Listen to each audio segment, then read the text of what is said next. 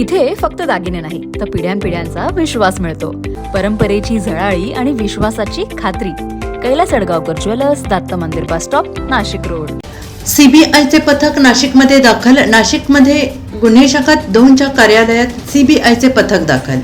नीट पेपरफुटी प्रकरणातील संशयित शुभम खैरनार या संशयिताला ताब्यात घेण्यासाठी सीबीआयचे पथक.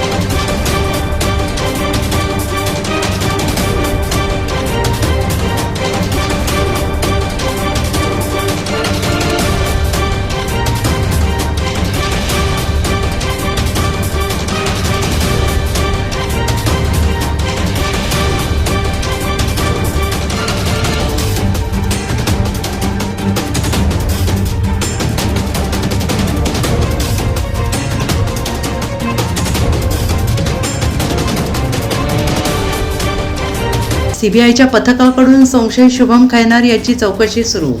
चौकशी झाल्यानंतर सीबीआय पथक शुभमला दिल्लीकडे घेऊन होणार रवाना. NCN न्यूजसाठी रोहन दानी, नाशिक.